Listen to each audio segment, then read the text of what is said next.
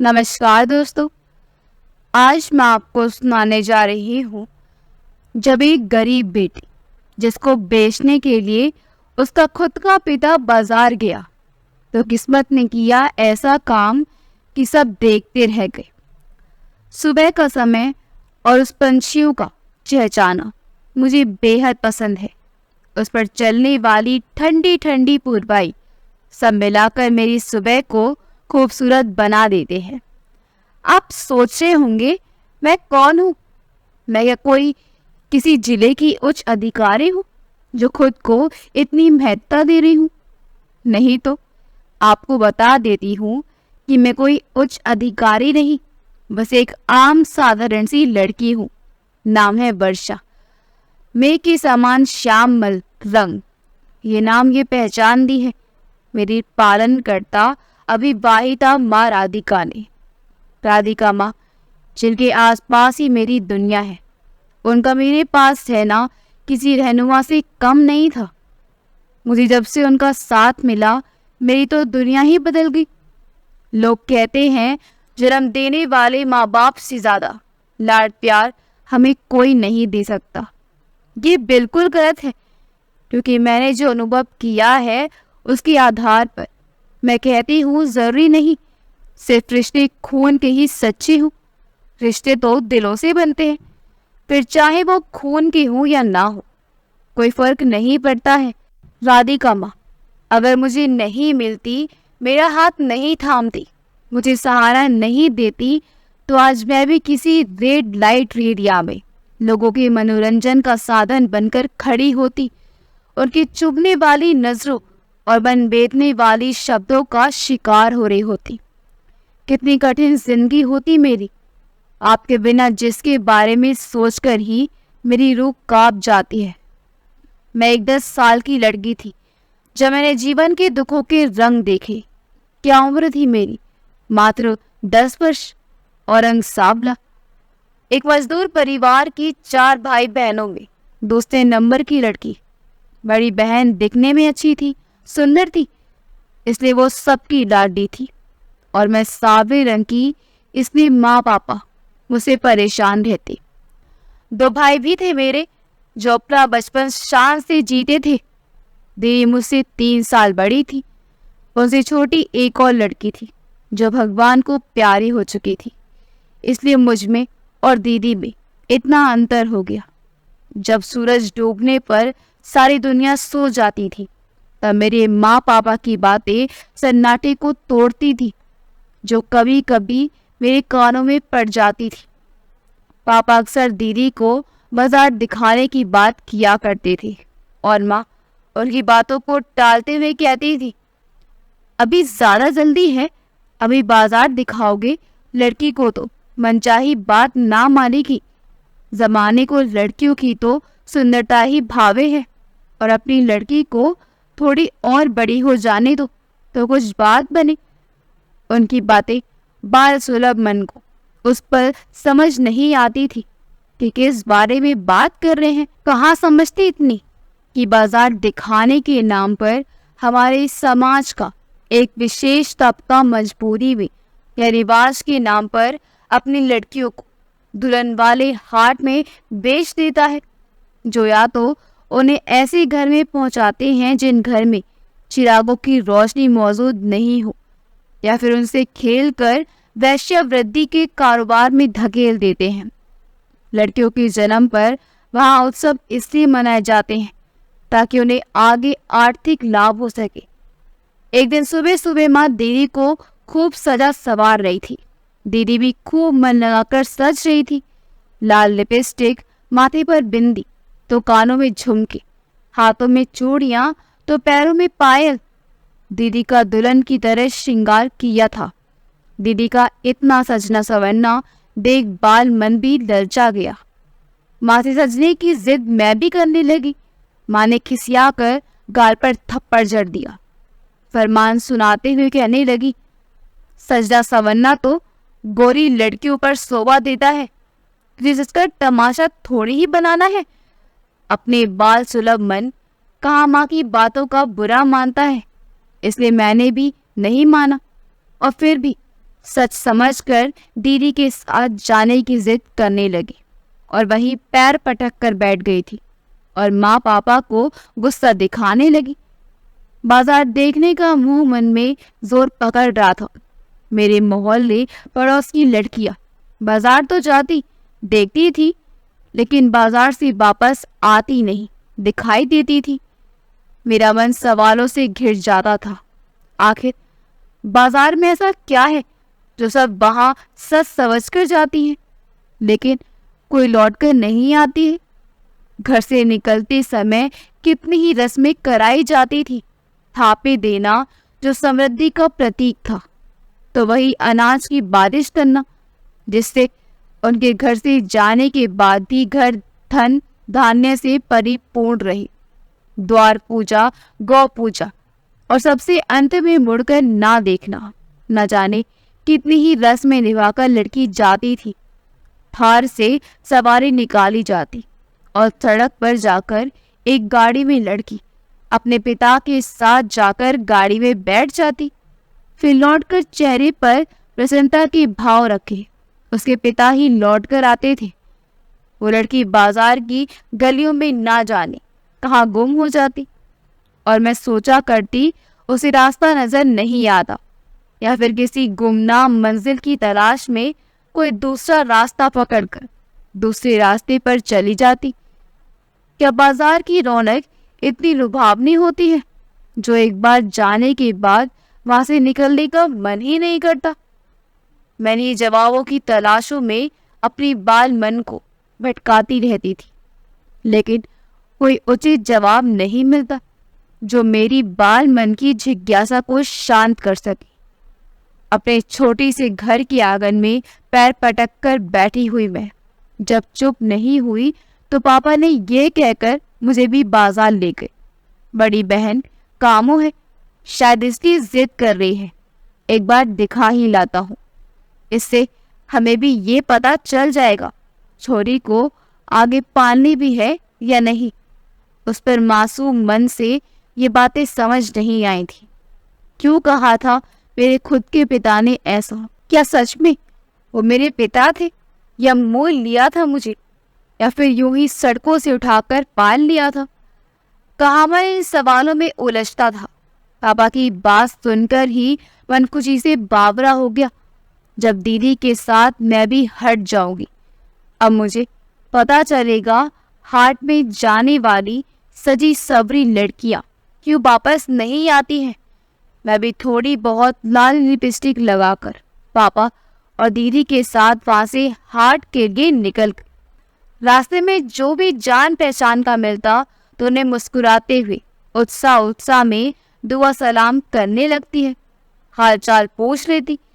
हालचाल पूछते हुए मेरी नज़र गाड़ी के दूसरी छोर पर पास बैठी दीदी पर पड़ी, जो डरी सहमी घबराई सी सिमटी हुई बैठी हुई थी। उनको देखते ही मेरी सारी खुशी फुर हो गई।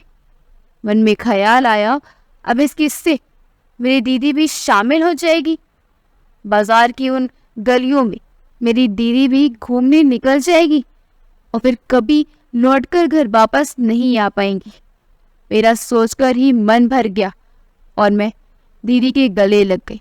दीदी भी मुझसे गले लगकर रोने लगी।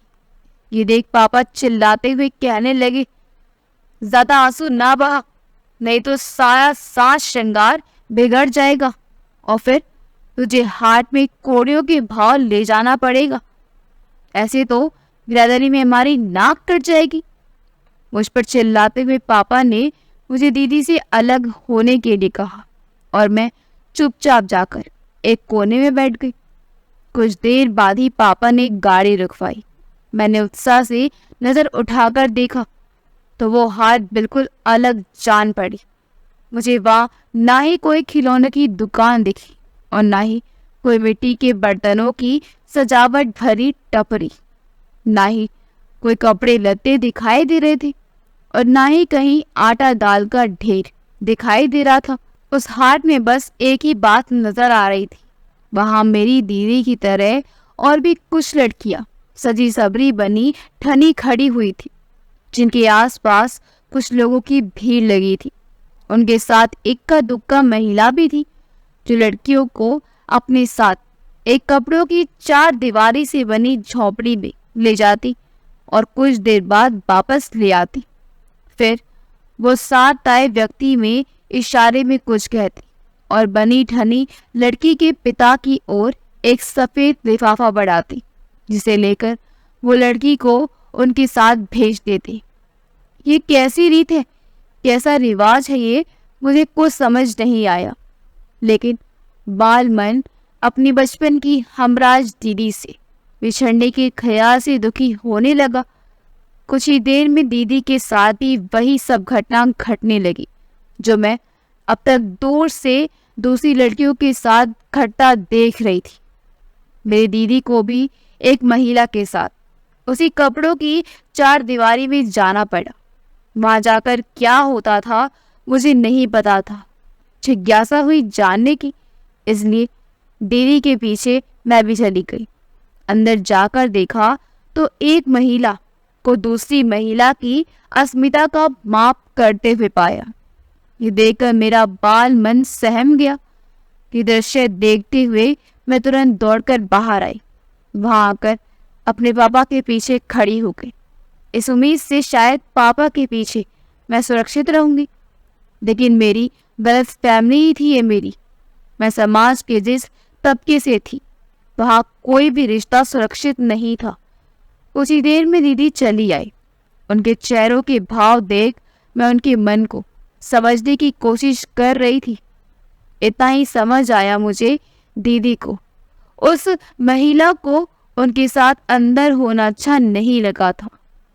उस महिला के साथ जो व्यक्ति खड़ा था, वो लगातार मेरी ओर ही देखे जा रहा था। उसका घूरना मुझे कतई अच्छा नहीं लग रहा था। घबराकर सोच में मैं पापा के पीछे छुप गई कि अब मुझे कोई नहीं देख पाएगा।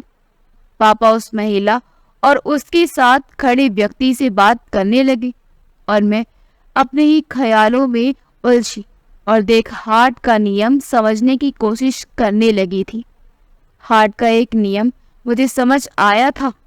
एक बार लड़की को उन 4 दीवारों के अंदर जरूर जाना होता। मैं सोच में गुम थी, तभी कुछ ही देर में पापा की आवाज सुनाई दी। वो मुझसे कह रही थी, वर्षा, बहुत किस्मत वाली है जो तुझे दीदी के साथ ही रहने को मिलेगा। अब तुम हमेशा अपनी दीदी के साथ ही रहोगी। सुनकर अच्छा लगा, लेकिन फिर मैं बाकी सबसे दूर हो जाऊंगी, ये सोचकर मंडर से सिमट गया। उस आदमी ने पापा को भी एक लिफाफा थमाया, जिसे पापा ने हंसते हुए थाम लिया। दीदी और मैं, उस औरत उसके साथ आई, एक आदमी के साथ चल दी, जो मैं कुछ दूर खड़ी एक गाड़ी के पास ले गया। वो महिला हमारे साथ बहुत अच्छे से पेश आ रही थी। चेहरे पर मधुर मुस्कान और आंखों में प्यार के लिए उस औरत ने दीदी का हाथ थाम लिया और उसके साथ गाड़ी में पीछे की सीट पर बैठ गई। मैं भी अपनी दीदी के बगल में ही बैठ गई। उस आदमी ने गाड़ी दौड़ा दी, जो एक बड़े से घर के सामने जाकर रुकी। हम सब गाड़ी से उतरकर अंदर बढ़ गए। सब कुछ मुझे नया जैसा लग रहा था। नया ही तो था। एक छोटे से मजदूर तबके की झोपड़ी से निकलकर अचानक से बड़े से घर में आना एक सपने जैसा ही तो था।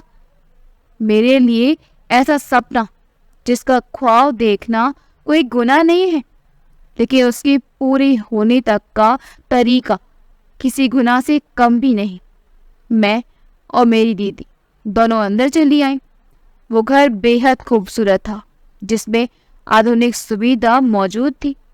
घर में सामने एक थोड़ी बुजुर्ग महिला बैठी हुई, जिसे देखते ही हमारे साथ आए हुए लोगों ने देखते ही सलाम किया और हमसे भी करने को कहा।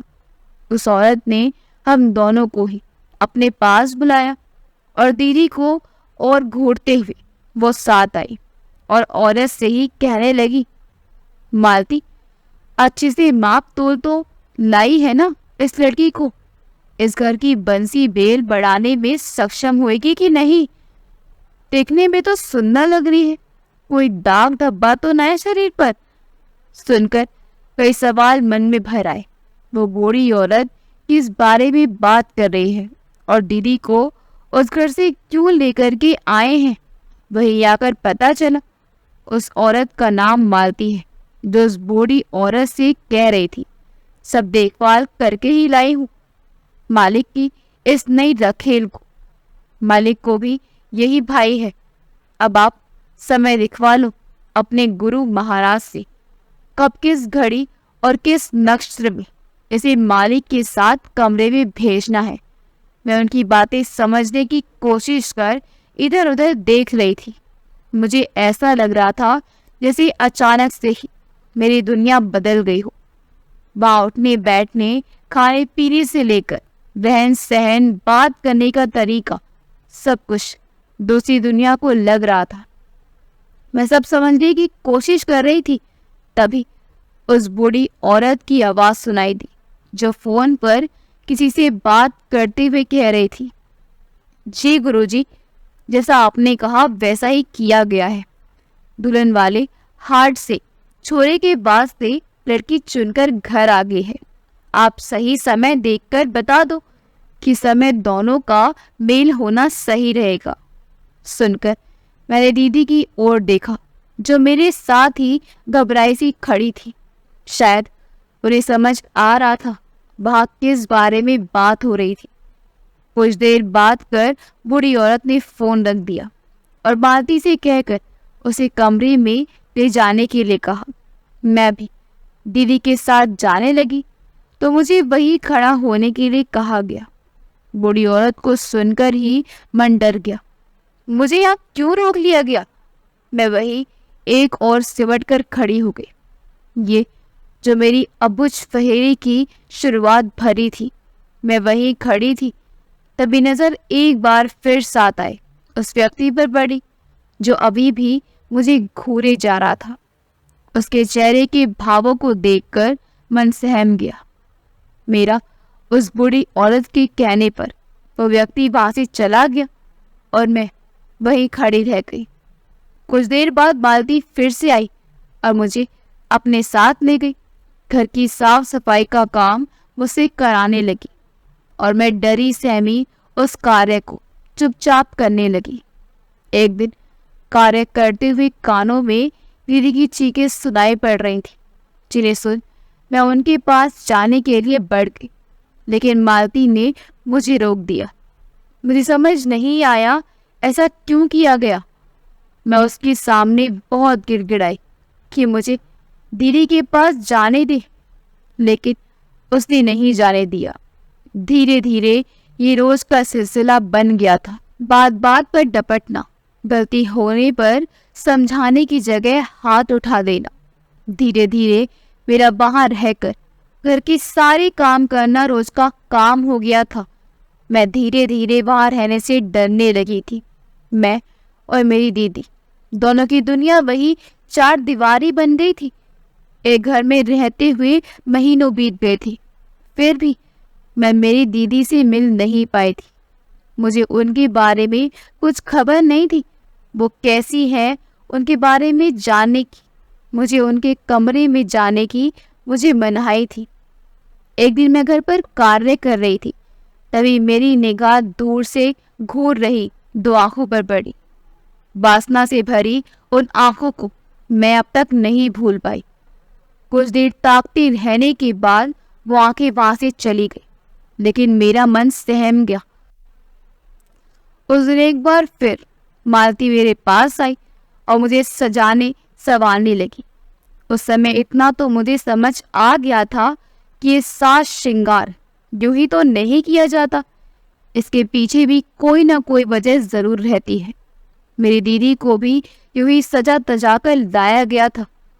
उसके बाद उन्हें कभी भी कमरे से बाहर नहीं निकलने दिया गया। हिम्मत कर मैंने मालती से इस बारे में पूछा तो मालती ने मुझे डपटते हुए कहा, तुम छोटे घर की लड़कियों के लिए सवाल पूछना उचित नहीं है। मैं चुप रह गई। मुझे समझ नहीं आया क्यों उचित नहीं है हमारा सवाल पूछना, और ये छोटा बड़ा तो घर ही होता है, इंसान तो एक जैसा ही होता है ना। वही हार मांस की चमड़ी में लिपटा हुआ जिसकी रंग में लाल खून ही बहता है। तो छोटे बड़े इंसान में जब सब चीजें एक जैसी होती हैं तो फिर ये घर छोटे या बड़े से क्या फर्क पड़ जाता है? नहीं जवाब मिले मुझे और मैं चुप कर गई। कुछ देर श्रृंगार के बाद मालती मुझे भी एक कमरे में ले जाकर छोड़ आई। उसके इस कदम से मैं सहम गई। दीदी के साथ भी ऐसा ही किया गया था और अब मेरे साथ भी वही प्रक्रिया दोहराई जा रही थी। मैं 11 वर्ष की लड़की जिसे कभी किसी ने सही गलत नहीं समझाया, कभी मैंने स्कूल का मुंह नहीं देखा, उसे कैसी समझ आता कि अगले कुछ पलों में उसकी अस्मत पर प्रहार होने को है। खेलने पढ़ने की उम्र में उस जीवन के ऐसे रूप देखने को मिलेंगे। मैं कमरे में रखी चीजों को देख रही थी जो उस घर में रहते हुए भी मैंने कभी नहीं देखी थी। फूलों वाला नरम बिस्तर, उसकी एक ओर रखी कांच की बोतल जिसमें पानी जैसा कुछ रखा हुआ था, बोतल के पास रखा एक छोटा सा पैकेट जिसमें क्या था पता नहीं। कुछ ही देर में दरवाजा दोबारा खुला और एक आदमी चेहरे पर मुस्कान लिए अंदर आया। वो वही आदमी था जिसे मैंने कुछ घंटों पहले देखा था। डर के कारण कदम पीछे हटने लगे और वो चेहरे पर कुटिल हंसी रखे हुए आगे बढ़ने लगा। मैं डर गई। अगले ही पल मैं उसकी गिरफ्त में थी और छूटने के लिए विनती कर रही थी, लेकिन छूटना रखेलों की किस्मत में कहाँ था। मैं कसमसा कर रह गई। मैंने 11 वर्ष की उम्र में बलात्कार का दंड झेला। दर्द जब हद से ज्यादा बढ़ गया तो मैं बेसुध हो गई। जब आँख खोली तो खुद को एक रेले की बोगी में कमर से लिपटा हुआ पाया। अनजान जगह और लोगों की भीड़ से मन सहम गया। बदन दर्द कर रहा था। जैसे तैसे उठकर बैठ गई। खुद पर नजर डाली तो खुद को उन्हें दुल्हन वाले वस्त्रों में पाया। मैं सोचने लगी कि मैं यहाँ कैसे पहुंची, कहाँ थी मैं। सवालों की झड़ी मन में लग गई। खुद में सिमटी हुई मैं रेल की उस बोगी में बैठी हुई यात्रियों की ओर ताक रही थी। रेल तेज रफ्तार से दौड़ रही थी और मेरी किस्मत ना जाने किस गुमनाम मंजिल की तलाश में निकली थी जो रूठ चुकी थी। गाड़ियां लेकर किस्मत ने दिल्ली पटक दिया। रेल रुक चुकी थी और मैं सहमते हुए रेल से नीचे उतर आई। शरीर बेहिसाब दर्द कर रहा था और भूख प्यास के कारण जवाब देता जा रहा था। जान ना पहचान मंजिल का ठिकाना नहीं। निरीह अकेली भीड़ में चलती हूँ। मैं एक बेंच पर जाकर बैठ गई। कुछ समझ नहीं थी कि क्या करूँ, कहाँ जाऊँ, किससे मदद मांगू। जाने कितनी रेलगाड़ियाँ आई, कितनी चली गई और मैं वहीं बैठी उन्हें जाते हुए देखती रही। पास ही पानी का टंकी था, सो पानी पिया तो भूख के कारण पेट दर्द करने लगा। पेट पकड़कर वहीं बैठ गई। दिन से रात हो गई लेकिन मैं वहीं बैठ चारों ओर देख रही थी, इस उम्मीद से शायद ईश्वर किसी रहनुमा को भेज दे।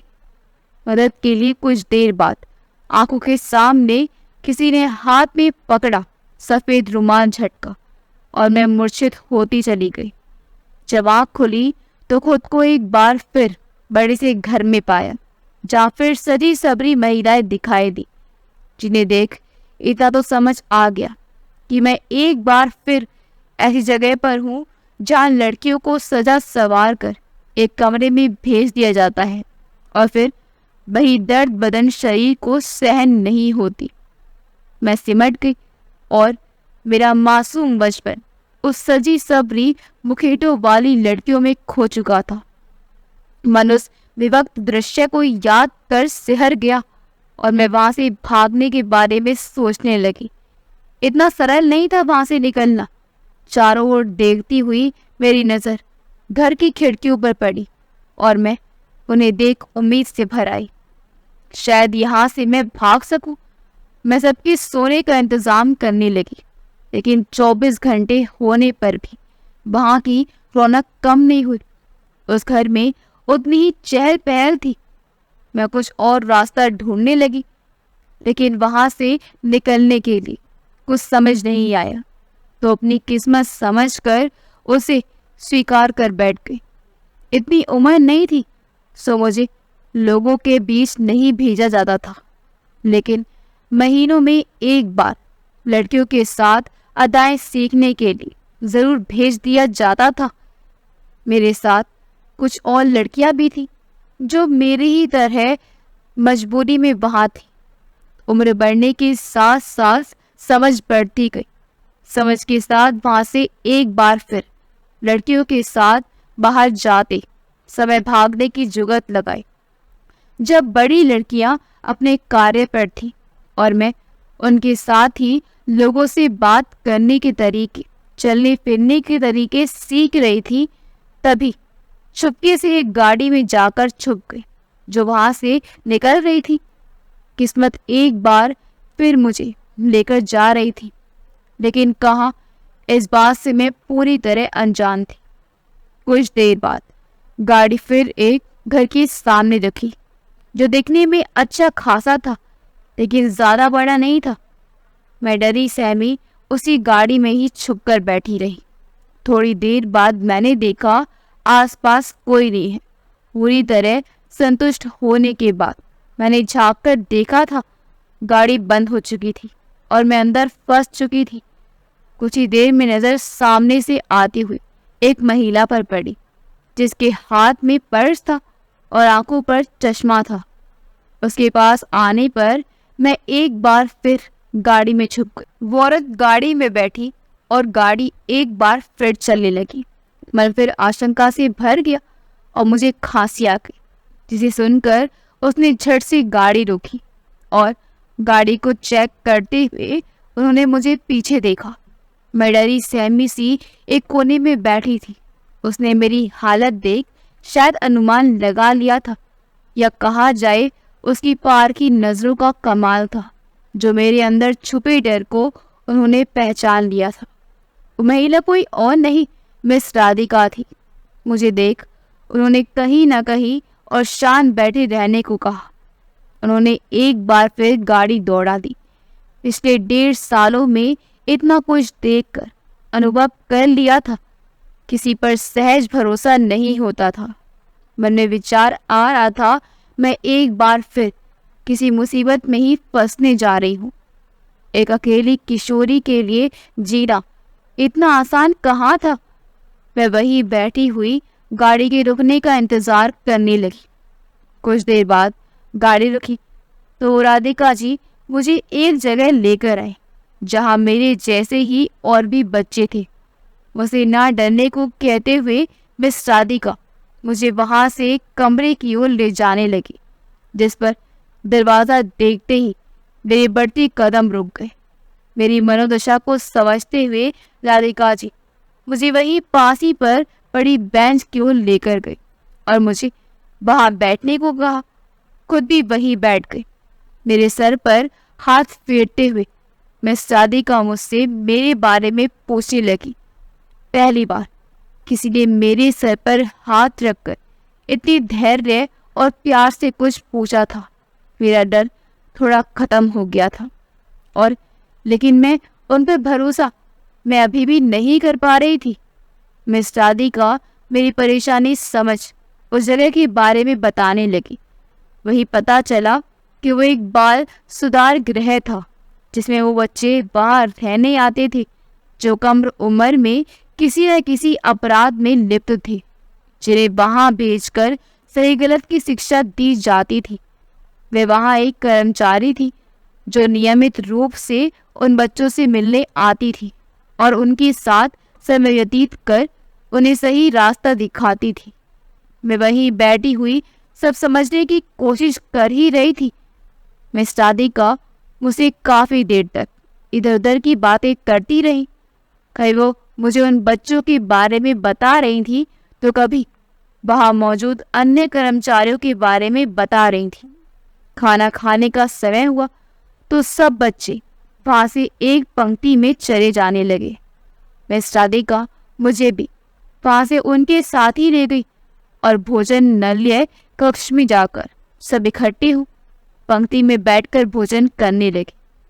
मिस राधिका और बाकी कर्मचारी भी उनके साथ ही बैठ गई और भोजन करने लगी।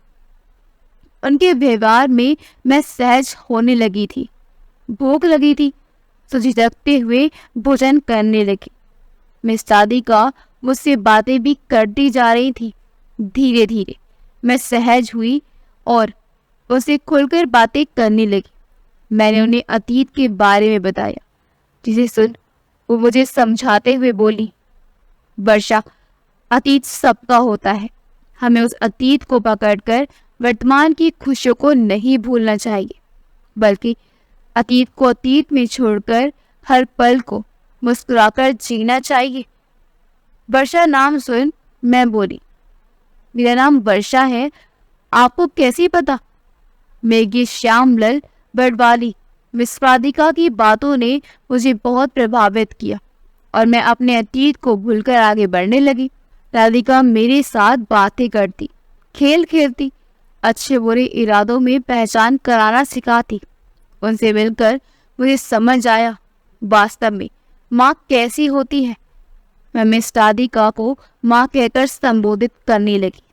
मुझे पढ़ना लिखना नहीं आता था तो पढ़ाई लिखाई भी करवाने लगी। मुझे धीरे धीरे पढ़ाई लिखाई की महत्ता समझ आने लगी। समय गुजरने के साथ मिस राधिका मुझे अपने साथ अपने घर ले आई, जहाँ मुझे पता चला मैं जिसकी गाड़ी में छुपकर वहाँ आई थी वो व्यक्ति उनका भाई था जो उधर से गुजर रहा था। मैं मिस राधिका और उनके भाई के साथ रहने लगी। धीरे धीरे मैं पढ़ना लिखना सीख गई थी। तब मुझे पता चला रिवाज के नाम जो मेरी जैसी लड़कियों के साथ होता था वो गलत तथा शिक्षा की कमी के कारण विशेष तबके के लोग इस प्रथा को अभी तक निभा रहे हैं।